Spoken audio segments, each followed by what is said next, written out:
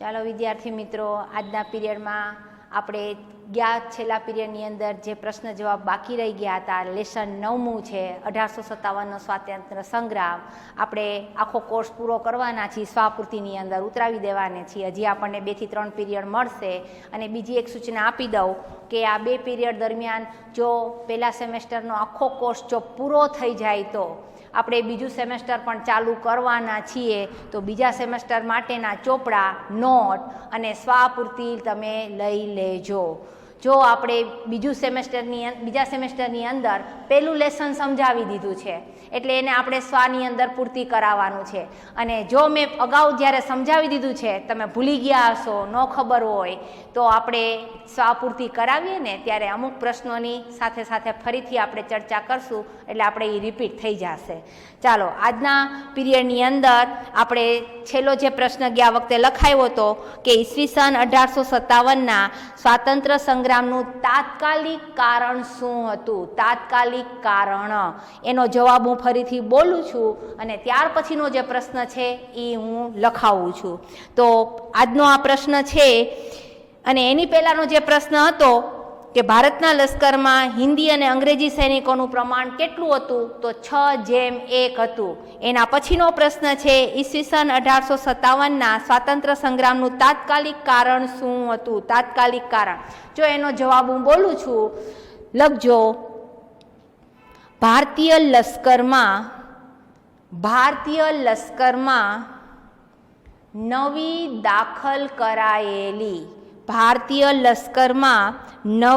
દાખલ કરાયેલી Enfield rifle ઈસવીસન 1857ના નવી દાખલ કરાયેલી એનફિલ્ડ રાઇફલ એટલે બંદૂક, રાઇફલ ઈસવીસન 1857ના સ્વાતંત્ર્ય સંગ્રામનું તાત્કાલિક કારણ હતું. એના પછીનો પ્રશ્ન આવે છે બરાકપુરની 19મી પલટને નવી એનફિલ્ડ રાઇફલ સ્વીકારવાનો શા માટે ઇનકાર કર્યો. લખો એનો જવાબ. નવી એનફિલ્ડ રાઇફલની કારતૂસ એટલે ગોળી થાય, કારતૂસોને રાઇફલમાં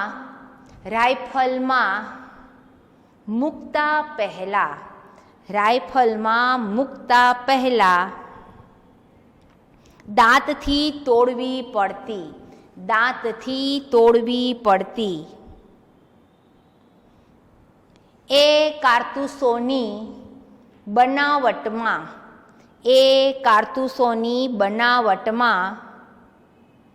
ગાય અને ડુક્કરની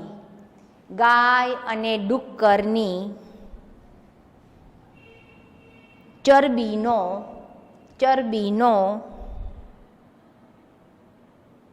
ઉપયોગ થયો છે. ગાય અને ડુક્કરની ચરબીનો ઉપયોગ થયો છે એવી વાત ભારતીય સૈનિકોમાં ફેલાઈ. આથી બરાકપુરની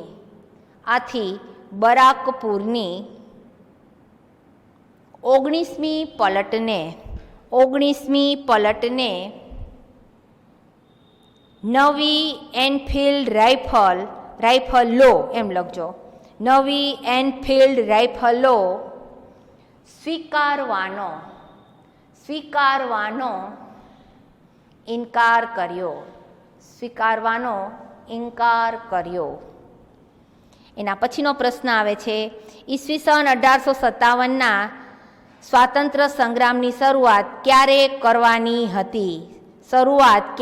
કરવાની હતી અથવા ક્યારે થવાની હતી. લખો એનો જવાબ.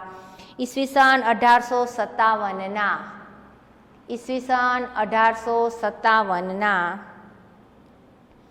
સ્વાતંત્ર્ય સંગ્રામની શરૂઆત 31 મેના રોજ, 31 મેના રોજ થવાની હતી અથવા કરવાની હતી. 31 મેના રોજ, 31 મેના રોજ થવાની હતી અથવા કરવાની હતી. શરૂઆત 31 મેએ કરવાની હતી પણ શરૂઆત વહેલી થઈ ગઈ. એના પછીનો પ્રશ્ન આવે છે, ઈસવીસન 1857ના સ્વાતંત્ર્ય સંગ્રામના મુખ્ય નેતાઓ અથવા આગેવાનો કોણ કોણ હતા? લખજો એનો જવાબ. મુઘલ બાદશાહ, મુઘલ બાદશાહ બહાદુર શાહ જફર, મુઘલ બાદશાહ બહાદુર શાહ જફર.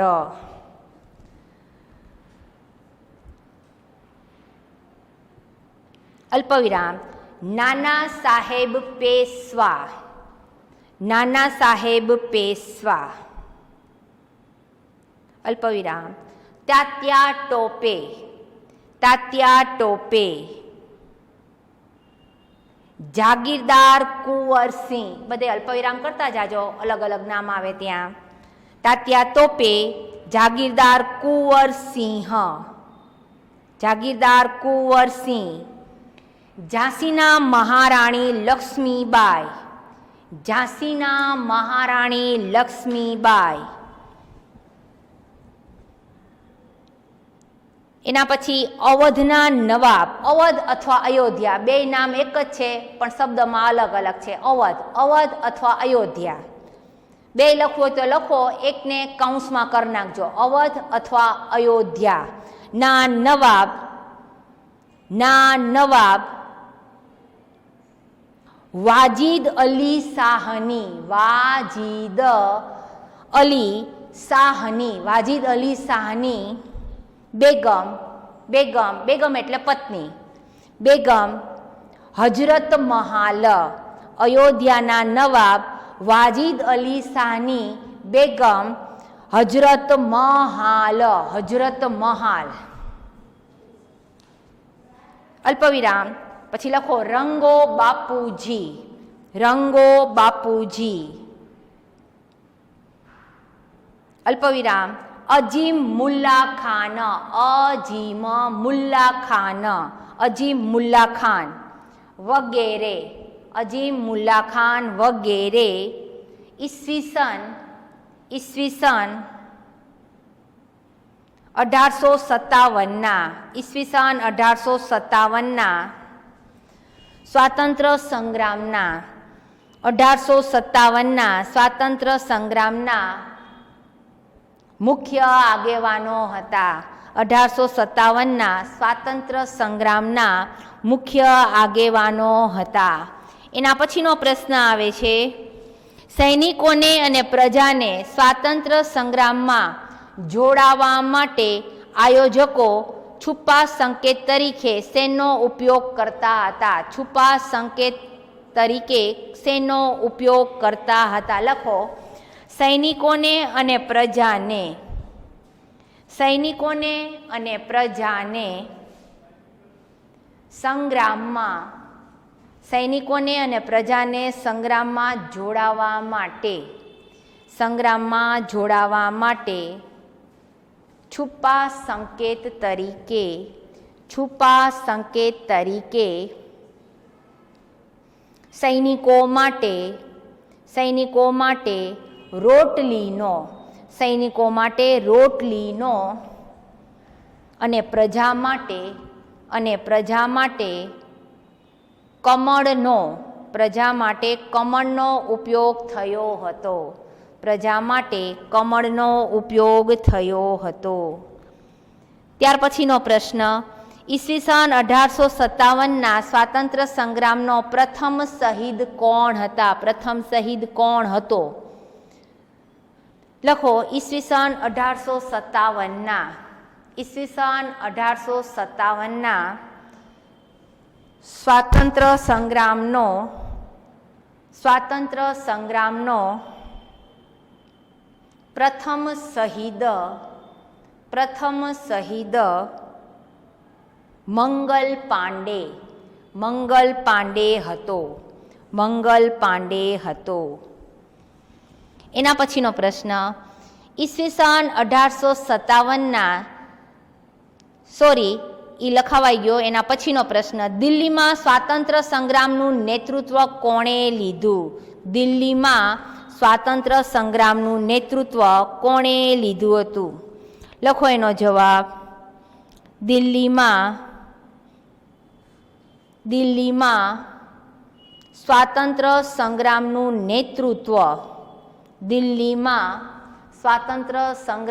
નેતૃત્વ મોગલ બાદશાહ બહાદુર શાહ જફરે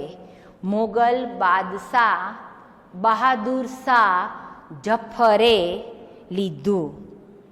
મોગલ બાદશાહ બહાદુર શાહ જફરે લીધું. એના પછીનો પ્રશ્ન, દિલ્હીના છેલ્લા મુઘલ બાદશાહ કોણ હતા? દિલ્હીના છેલ્લા મુઘલ બાદશાહ કોણ હતા? લખો એનો જવાબ. દિલ્હીના છેલ્લા મુઘલ બાદશાહ બહાદુર શાહ જફર હતા. એના પછીનો પ્રશ્ન, કાનપુરમાં સ્વાતંત્ર્ય સંગ્રામનું નેતૃત્વ કોણે લીધું? કાનપુરમાં સ્વાતંત્ર્ય સંગ્રામનું નેતૃત્વ કોણે લીધું? લખો એનો જવાબ. કાનપુરમાં સ્વાતંત્ર્ય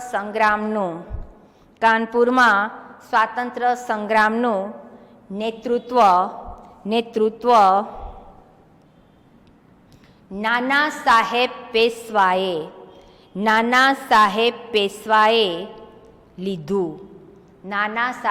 પેશવાએ લીધું.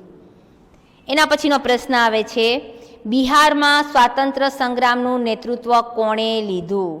બિહારમાં સ્વાતંત્ર્ય સંગ્રામનું નેતૃત્વ કોણે લીધું? લખો. બિહારમાં સ્વાતંત્ર્ય સંગ્રામનું નેતૃત્વ જગદીશપુરના જાગીરદાર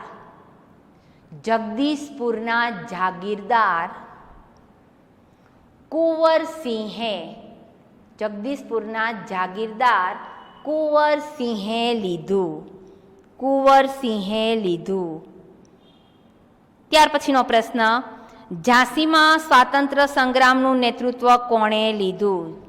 ઝાંસીમાં સ્વાતંત્ર્ય સંગ્રામનું નેતૃત્વ કોણે લીધું? લખો એનો જવાબ. ઝાંસીમાં સ્વાતંત્ર્ય સંગ્રામનું નેતૃત્વ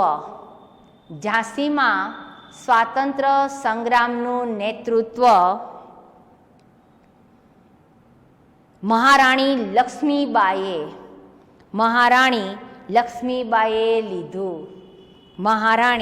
લક્ષ્મીબાઈએ લીધું. ત્યાર પછીનો પ્રશ્ન, ઈસવીસન 1857ના સ્વાતંત્ર્ય સંગ્રામમાં રાણી લક્ષ્મીબાઈ શા માટે જોડાયા? પ્રશ્ન ફરીથી બોલું છું. ઈસવીસન 1857ના સ્વાતંત્ર્ય સંગ્રામમાં રાણી લક્ષ્મીબાઈ શા માટે જોડાયા? લખો એનો જવાબ. અંગ્રેજોએ ઝાંસીની રાજગાદી ઉપર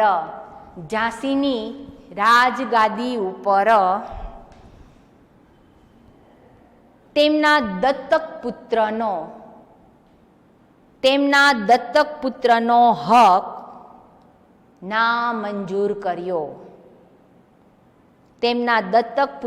હક નામંજૂર કર્યો.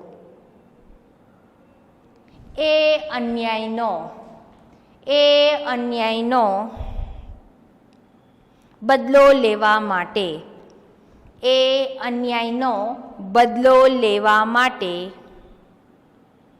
રાણી લક્ષ્મીબાઈ ઈસવીસન 1857ના સ્વાતંત્ર્ય સંગ્રામમાં જોડાયા. ઈસવીસન 1857ના સ્વાતંત્ર્ય સંગ્રામમાં જોડાયા. એના પછીનો પ્રશ્ન, રાણી લક્ષ્મીબાઈ કઈ રીતે વીરગતિ પામ્યા? રાણી લક્ષ્મીબાઈ કઈ રીતે વીરગતિ પામ્યા? લખો એનો જવાબ. પોતાના વિશ્વાસઘાતી દ્વારપાળ, પોતાના વિશ્વાસઘાતી દ્વારપાળ દુલ્હાજીના કારણે ઝાંસીનું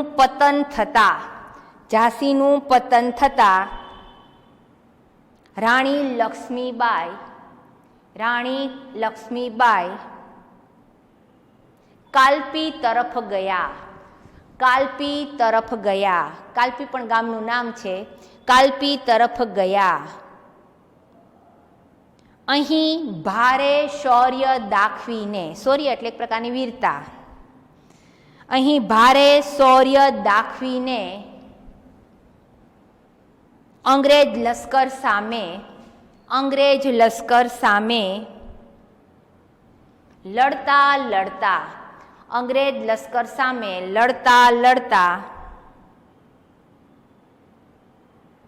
રાણી લક્ષ્મીબાઈ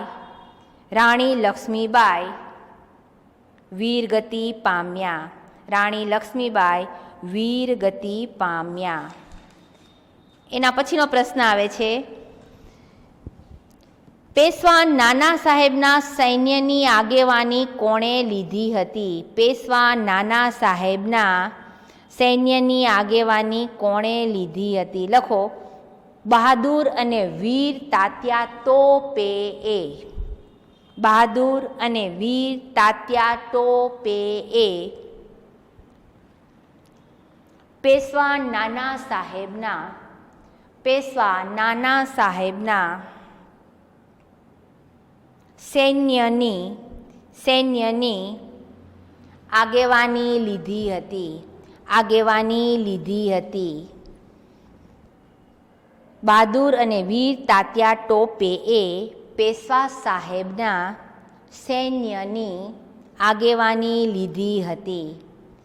એના પછીનો પ્રશ્ન, નાના સાહેબની વિશ્વાસપાત્ર વ્યક્તિ કોણ હતી? નાના સાહેબની વિશ્વાસપાત્ર વ્યક્તિ કોણ હતી? લખો જવાબ.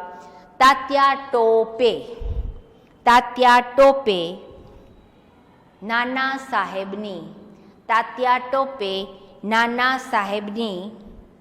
વિશ્વાસપાત્ર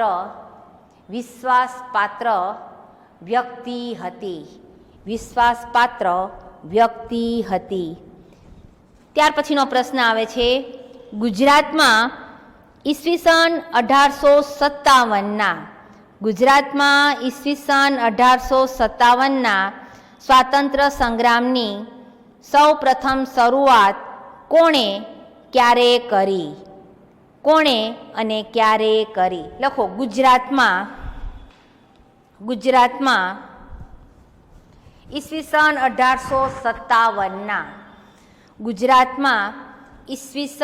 1857ના સ્વાતંત્ર્ય સંગ્રામની શરૂઆત અમદાવાદની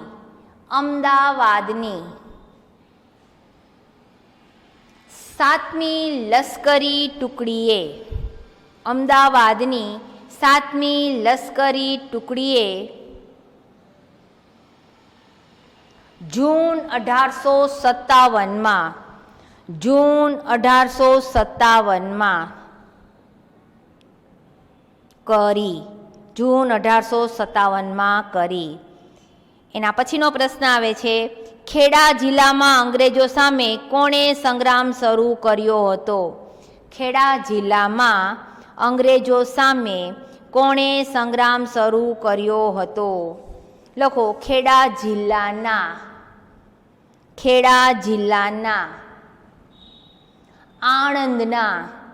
આણંદના મુખી એટલે મેન આગેવાન, ગામના આગેવાન સરપંચ હોય એને મુખી કહેવાય. મુખી ગરબડદાસ પટેલે,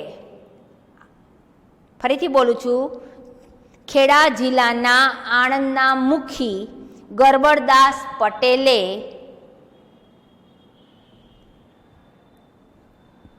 ત્યાર પછી બીજું નામ આવે છે ખાનપુરના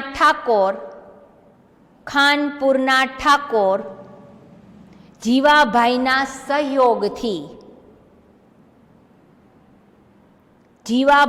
સહયોગથી 2000 માણસોને એકઠા એટલે ભેગા એકઠા કરી અંગ્રેજો સામે સંગ્રામ શરૂ કર્યો હતો. એના પછીનો પ્રશ્ન આવે છે ખેડા જિલ્લામાં સંગ્રામની આગેવાની કોણે લીધી હતી? ખેડા જિલ્લામાં સ્વાતંત્ર્ય સંગ્રામની આગેવાની અથવા સંગ્રામની આગેવાની કોણે લીધી હતી? લખો ખેડા જિલ્લામાં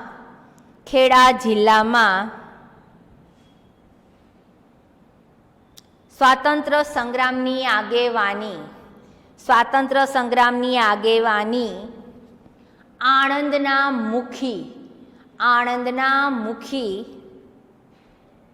ગરબડદાસ પટેલે લીધી હતી. એના પછીનો પ્રશ્ન આવે છે ઈસવીસન 1857ના સ્વાતંત્ર્ય સંગ્રામની શરૂઆત ક્યારે થઈ હતી?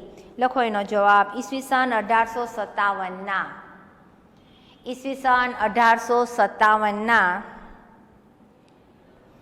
સ્વાતંત્ર્ય સંગ્રામની શરૂઆત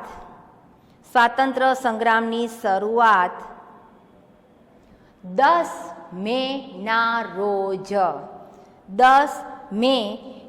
રોજ થઈ હતી. એના પછીનો પ્રશ્ન નાના સાહેબ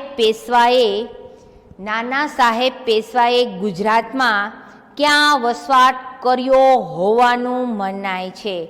નાના સાહેબ પેશવાએ ગુજરાતમાં ક્યાં વસવાટ કર્યો હોવાનું મનાય છે? લખો એનો જવાબ નાના સાહેબ પેશવાએ ગુજરાતમાં ભાવનગર જિલ્લાના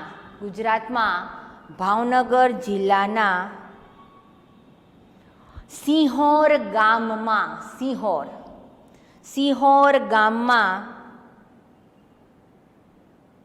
વસવાટ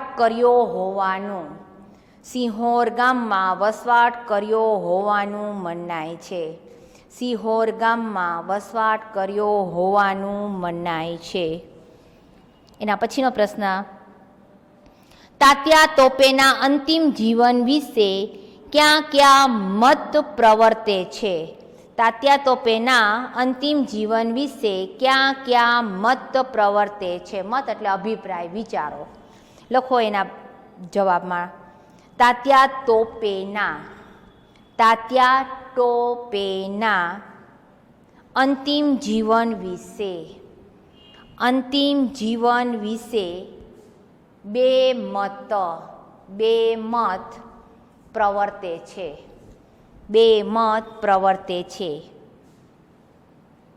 તાત્યા તોપેના અંતિમ જીવન વિશે બે મત પ્રવર્તે છે. એક મત પ્રમાણે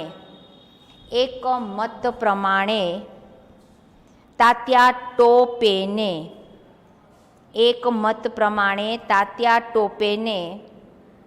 ફાંસી આપવામાં આવી હતી.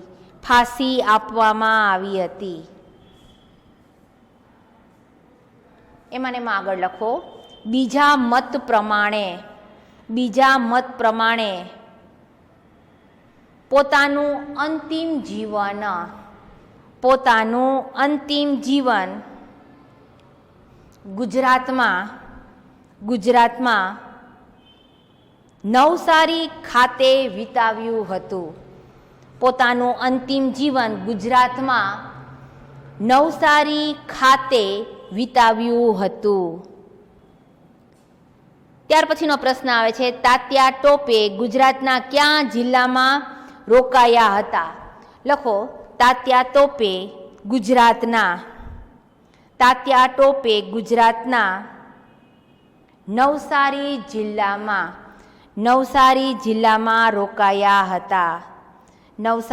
જિલ્લામાં રોકાયા હતા. એના પછીનો પ્રશ્ન, ઈસવીસન 1857ના સ્વાતંત્ર્ય સંગ્રામનું આયોજન શા માટે વેરવિખેર થઈ ગયું? ઈસવીસન 1857ના સ્વાતંત્ર્ય સંગ્રામનું આયોજન શા માટે વેરવિખેર થઈ ગયું? લખો એનો જવાબ, ઈસવીસન 1857નો સ્વાતંત્ર્ય સંગ્રામ નક્કી કરાયેલી તારીખ કરતા વહેલો શરૂ થઈ ગયો હોવાથી